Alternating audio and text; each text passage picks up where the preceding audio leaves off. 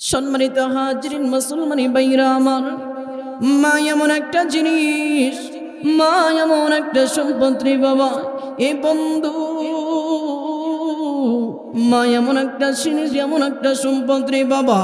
এ বাবাজি, মানুষ লক্ষ লক্ষ টাকা খরচ করে মক্কা মদিনায় যাই হজ করতে। এরে বাবাজি,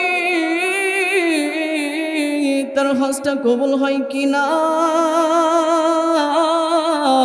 তার কোনো গ্যারান্টি নাই, তার কোনো ভরসাই নেই বাবা। কিন্তু এমন একটা জিনিস আল্লাহ তাআলা আমার আপনার ঘরের ভিতরে আল্লাহ তাআলা দিয়েছেন। এর বন্ধু মুসলমান ভাইরা আমার, যার চেহারার দিকে নেক নজর নিয়ে তাকালে আল্লাহ রাব্বুল আলামিন একটা কবুল হজের সব দিয়ে দেয় রে বাবা। এ বাবাজি, আমার নবী, বিশ্ব নবী, সাইয়্যিদুল মুরসালিন, খাতামান নবিয়্যিন মসজিদের ভিতরে সাহাবাদেরকে না ডাকতে বলতেছেন, এরে সাহাবারা, কোন বান্দা যদি তার মার চেহারার দিকে নেক নজর নিয়ে তাকায়, আল্লাহ রাব্বুল আলামিন একটা কবুল হজের সব দিয়ে দিবে। এমন সময় একজন সাহাবী নবীজিকে ডাকতে বলতেছেন, ওগো নবী গো, আমি যদি আমার মার চেহারার দিকে দিনে 100 বার তাকাই, তাহলে কি আল্লাহ তাআলা আমাকে 100 বার কবুল হজের সব দিবে? এইবার নবী আমার ডাকতে বলতেছেন, 100 বার কেন? তুমি যদি তোমার মার চেহারার দিকে 1000 বার তাকাও, আল্লাহ রাব্বুল আলামিন তোমার আমলনামায় 1000টা কবুল হজের সব দিবে। বলেন আল্লাহু আকবার। এরে বন্ধু, মার এত সম্মানটা বাড়লো কেভাবে? মার এত সম্মানটা হলো কি জন্যে রে বাবা? এর বন্ধু মুসলমান বাবাজি, মা এমন একটা জিনিস, আল্লাহ তাআলা কোরআনের ভিতরে বলেন, ওফি ওয়ালা তানহারহুমা ওয়া কুল লাহুমা কাওলান কারীমা। তোমার মার যদি, তোমার মা তোমার দ্বারা যদি একটু শব্দ করে, সারা জীবন যত আমল করবা তার সব বরবাদ হয়ে যাবে। এর বন্ধু মুসলমান বাবাজি, যদিও তুমি মক্কা মদিনার ইমাম হও, এরপরেও যদি মার অন্তরে কষ্ট দাও, তাহলে তোমার কপালে আর জান্নাত নাই। এরে বন্ধু মুসলমান, একটা কথা লক্ষ্য করে মনে রাখবা, মাই হলো সন্তানের জন্য জান্নাত, আবার মাই হলো সন্তানের জন্য জাহান্নাম। কেউ যদি মাকে ভালোবাসতে পারো, মহাব্বত করতে পারো, তাহলে জান্নাত পাইবা। আর যদি না মহাব্বত করতে পারো, ভালোবাসতে পারো, তাহলে জান্নাত পাইবা না। এরে বন্ধু মুসলমান বাবাজি, মা এমন একটা সম্পদ রে বাবা। তৎকালীন জামায় না নবীজির জামানায় রে বাবা। এরে বন্ধু, হযরত আলকামা রাদিয়াল্লাহু তাআলা আনহু এক সময় অসুস্থর মধ্যে পড়ে যায়, মৃত্যুর সাথে পাঞ্জা লড়ে। এই সময় আর যদি আলকামার স্ত্রী নবীজির দরবারে দৌড়ে চলে আসি, নবীজিকে ডাকতে বলতেছেন, নবী গো, আপনার সাহাবী আমার স্বামী। আর যদি আলকামা রাদিয়াল্লাহু তাআলা আনহু মৃত্যুর সাথে পাঞ্জা লড়ছে, কিন্তু তার মুখ দিয়ে কোন পর্যন্ত কালেমা বের হচ্ছে না। ওগো নবী গো, এখন কিছু একটা করে দিন না নবী। এইবার নবী আমার হযরত আবু বকর, হযরত আবু হুরায়রা রাদিয়াল্লাহু তাআলা আনহুকে আলকামার বাড়িতে পাঠিয়ে দেয়। আলকামা রাদিয়াল্লাহু তাআলা আনহুর বাড়িতে যাইয়া হযরত আবু বকর রাদিয়াল্লাহু তাআলা আনহু বারবার কালেমার তালকিন দেয়, কিন্তু মুসলমানের ভাইরা আমার, হযরত আলকামা রাদিয়াল্লাহু তাআলা আনহু মুখ থেকে কালেমা বের হয় না। এইবার হযরত আবু বকর রাদিয়াল্লাহু তাআলা আনহু আর যদি আবু হুরায়রা রাদিয়াল্লাহু তাআলা আনহুকে নবীজির দরবারে পাঠিয়ে দেয়। নবীজি থেকে যখন হযরত আবু হুরায়রা রাদিয়াল্লাহু তাআলা আনহু ডাকতে বলতেছেন, ওগো নবীজি, আলকামা তো কালেমা বের হয় না, আলকামার মুখ দিয়ে তো কালেমা বের হয় না। বারবার কালেমার তানকিন দেওয়ার পরেও কেন তার মুখ দিয়ে কালেমা বের হচ্ছে না? এইবার নবী আমার বলেন আর বুঝবার বাকি নাই। আবু হুরায়রা রাদিয়াল্লাহু তাআলা আনহুকে আবার আলকামার বাড়িতে পাঠিয়ে দেয়। নবী ডাকতে বলতেছেন, এরে আবু হুরায়রা, যাও যাও খোঁজ নিয়ে দেখো আলকামার পিতামাতা বেঁচে আছে কিনা। এইবার আলকামা পুনরায় হযরত আলকামা রাদিয়াল্লাহু তাআলা আনহুর বাড়িতে যাইয়া আর যদি আবু হুরায়রা রাদিয়াল্লাহু তাআলা আনহু খোঁজ না দেখেন আর যদি আলকামা রাদিয়াল্লাহু তাআলা আনহুর একজন বৃদ্ধা মা বেঁচে আছে। এরে বাবাজি, এইবার আর যদি আবু হুরায়রা রাদিয়াল্লাহু তাআলা আনহু নবীজির দরবারে চলে আসে, নবীজিকে ডাকতে বলতেছেন, নবী গো, আলকামা রাদিয়াল্লাহু তাআলা আনহুর একজন বৃদ্ধা মা বেঁচে আছে, তাছাড়া দুনিয়াতে আর কেউ নাই রে। এইবার আল্লাহর নবী বিশ্ব নবী রাহমাতুল লিল আলামিন আর যদি আলকামা রাদিয়াল্লাহু তাআলা আনহু ডাকতে বলতেছেন, এর যদি আবু হুরায়রা রাদিয়াল্লাহু তাআলা আনহুকে ডাকতে বলতেছেন, রে আবু হুরায়রা, তুমি আলকামার মাকে আমার সালাম জানাও। সে যদি আমার দরবারে আসতে পারে তাকে আসতে বলো, আর যদি না আসতে পারে আমি নবীজি তার দরবারে চলে যাব। এইবার যখন আর যদি আবু হুরায়রা রাদিয়াল্লাহু তাআলা আনহু আলকামা রাদিয়াল্লাহু তাআলা আনহুর বাড়িতে যাইয়া আলকামার মাকে ডাকতে বলতেছেন, মা গো, নবী আপনাকে সালাম জানাইছে। আপনি যদি নবীজির দরবারে যাইতে পারেন তাহলে চলুন, আর যদি নবীজির দরবারে না যাইতে পারেন তাহলে নবীজি আপনার দরবারে চলে আসবে। এইবার হযরত আলকামা রাদিয়াল্লাহু তাআলা আনহার মা এই কথা শোনা মাত্রই আবু হুরায়রা রাদিয়াল্লাহু তাআলা আনহুকে ডাকতে বলতেছেন, এরে আবু হুরায়রা,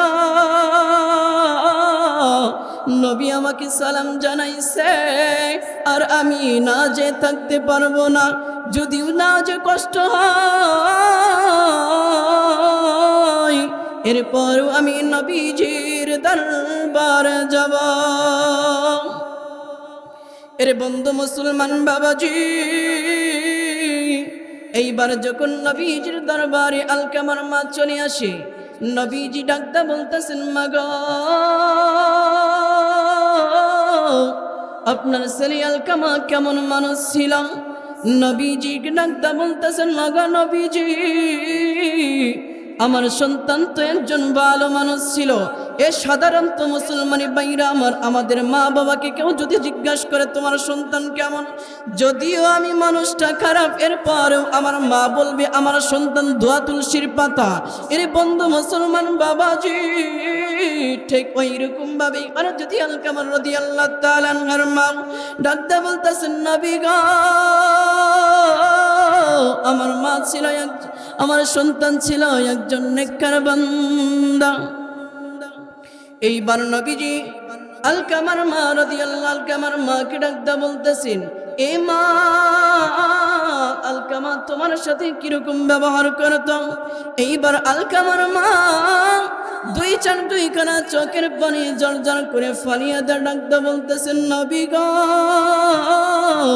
আলকামা আমার সাথে ভালো ব্যবহার করত, কিন্তু একদিন যখন তার স্ত্রীর কারণে আমাকে গালি দিয়েছিলেন, আমাকে একটা ধমক দিয়ে কথা বলেছিলেন, আমি মা সহ্য করতে পারি না।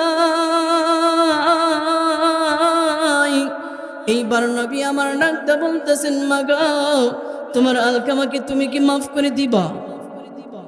এই কথা বলার সাথে সাথে আলকামা রাদিয়াল্লাহু তাআলা আনহার মা ডাকতে বলতেছেন, নবী, আমার বড় কষ্ট হয়, আমি আমার সন্তানকে মাফ করতে পারবো না। সম্মানিত হাজিরিন, এইবার নবী আমার ডাকতে বলতেছেন, তুমি যদি তোমার সন্তানকে না মাফ করে দাও তাহলে কাল কিয়ামতের ময়দানে সারা জীবনের জন্য, অনন্তকালের জন্য জাহান্নামের আগুনে পড়বে। আলকামার মা ডাকতে বলতেছেন, নবীজি, আমি মাফ করতে পারবো না।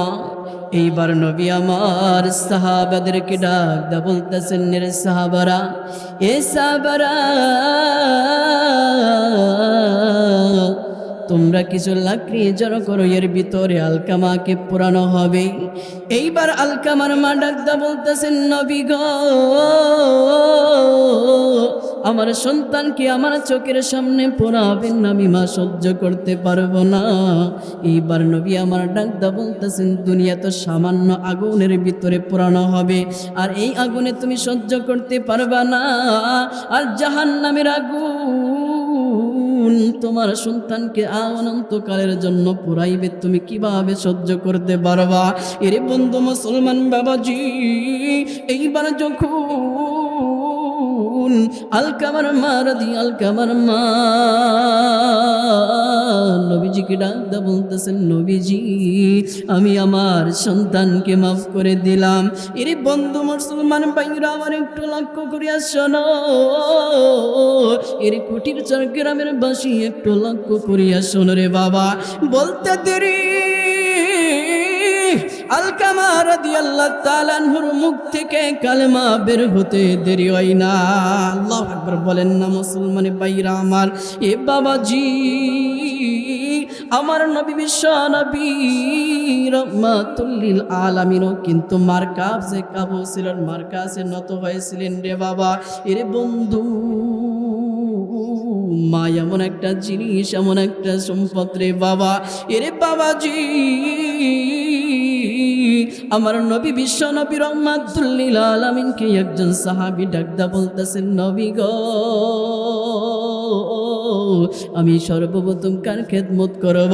এইবার নবী আমার ডাকদা বলতেছেন, তুমি তোমার মার খেদমত করো।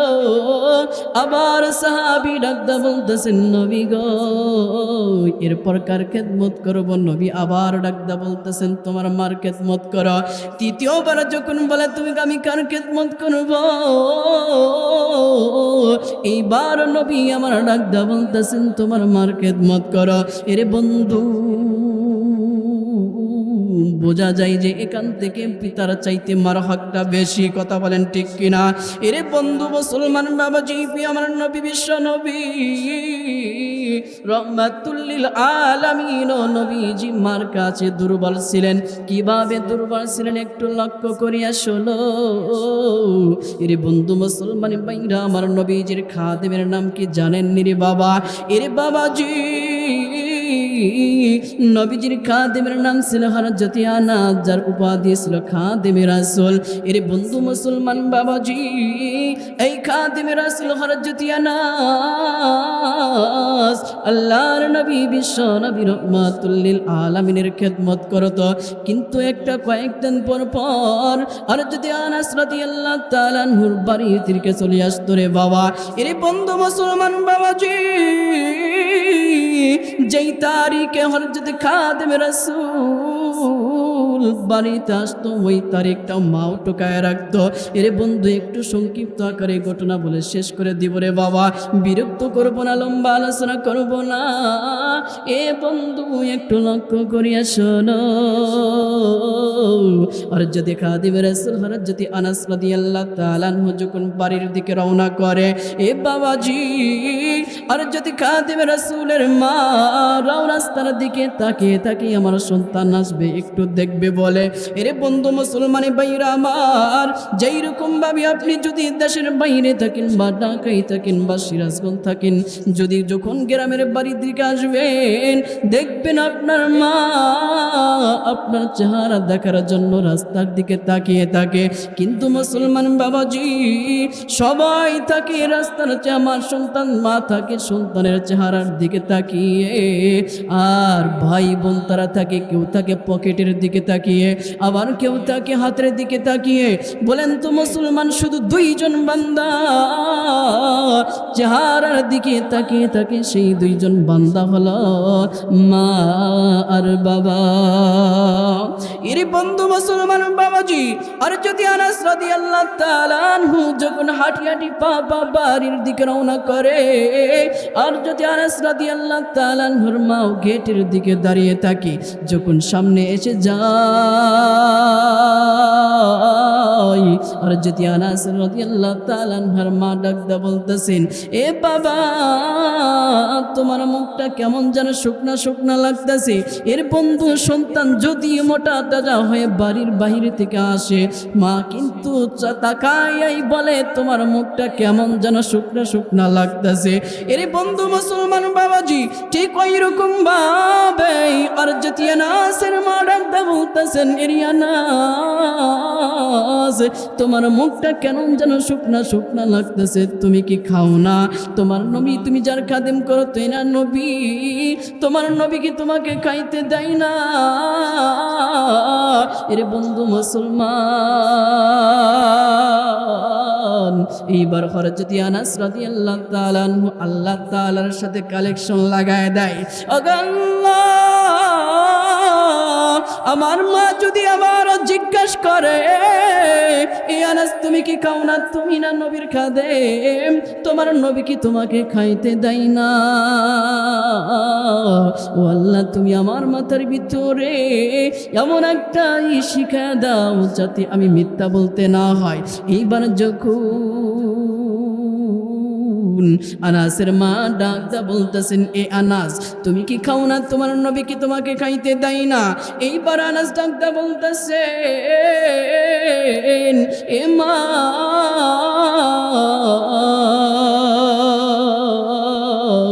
নবী খাইলে খাই আর না খাইলে আমি খাই না। এ বন্ধু মুসলমান বাবাজি এইবার আনাসের মার আর বুঝবার বাকি নাই। এইবার আনাসের মা ঘরের ভিতরে যাইয়া এক গ্লাস পানি নিয়ে আসে। এইবার আনাসের মা আনাস ডাকদা বলতেছেন, মা তুমি কি আমাকে ঘরের ভিতরে প্রবেশ করতে দিবা না? এর বন্ধু মুসলমান একটু লক্ষ্য করিয়া শোনো। এইবার আনাসের মা ডাকদা বলতেছেন, না বেটা না, তোমার ঘরের ভিতরে প্রবেশ করতে হবে না, তুমি এই এক গ্লাস পানি খেয়ে নবীজির দরবারে চলে যাও, নবীজিকে গিয়ে আমার দাওয়াত দিয়ে আসো। এ বন্ধু মুসলমান বাবাজি এইবার হযরত আনাস রাদিয়াল্লাহু তাআলা আনহু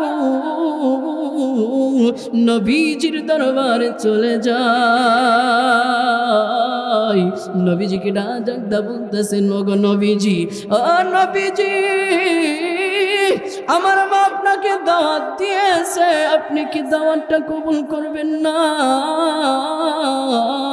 এইবার নবী আমার ডাকদা বলতেছেন, না আমি নবীকে যদি ইহুদি দাওয়াত দেয় আমি সেই দাওয়াতটা ফেরত দেই না, আমি নবী দাওয়াতটা কবুল করে নেই। আর তুমি তোমার মা, তুমি আনাস আর তোমার মা দাওয়াত দিয়েছে, আমি এই দাওয়াত কিভাবে না করে দেই রে আনাস? এ আনাস আমি তোমার দাওয়াতটা গ্রহণ করলাম, তবে শর্ত হলো পূর্ণিমার রাতে যখন তারাগুলো ঝলমল ঝলমল করবে ওই রাত্রে আমি তোমার বাড়িতে দাওয়াত খাইতে যাইব। এ বন্ধু এইবার আনাস রাদিয়াল্লাহু তাআলা আনহু যখন বাড়িতে ফিরে আসে, আনাসের মা ডাকদা বলতেছেন, রে আনাস নবী কি আমার দাওয়াতটা কবুল করেছে, নবী কি আমার দাওয়াতটা কবুল করেছে? এইবার আনাস ডাকদা বলতেছেন, মা নবী আমার দাওয়াতটা কবুল করেছে, কবুল করেছে, কিন্তু একটা শর্ত দিয়েছে, পূর্ণিমার রাতে যখন পূর্ণিমার রাতে নবী আমাদের বাড়িতে আসবে, দাওয়াতটা গ্রহণ করেছে।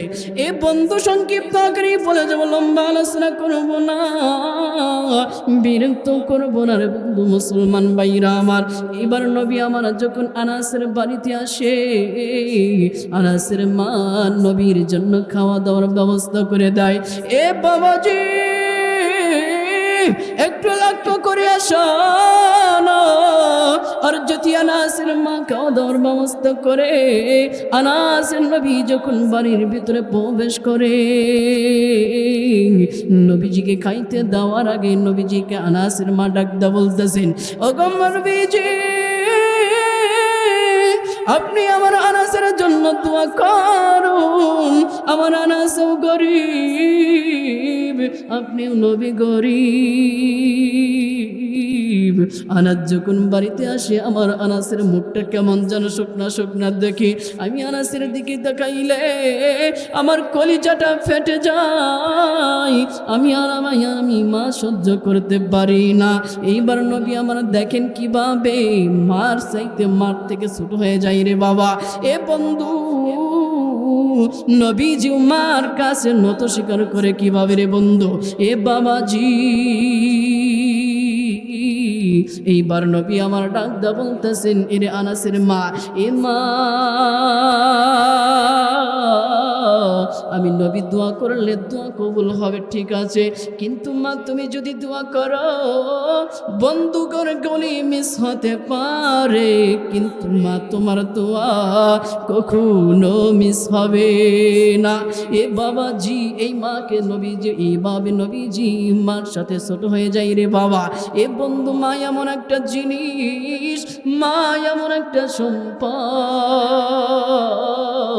এরে বন্ধু মুসলমান বাবাজি, বলেছিলাম কোন বান্দা যদি মার চেহারার দিকে তাকায়, নেক নজর নিয়ে তাকায়, আল্লাহ রাব্বুল আলামিন তার আমলনামায় একটা কবুল হজের সব দিয়ে দিবে। এরে বন্ধু মুসলমান বাবাজি, মার এত সম্মান হলো কিভাবে? এরে বন্ধু মুসলমান বাবাজি, মা যেই কষ্টটা সহ্য করে, এই কষ্টটা যদি কোন পুরুষকে অর্ধেক দেওয়া হতো, ওই পুরুষ আর কখনো সন্তানের মা হতে চাইতো না।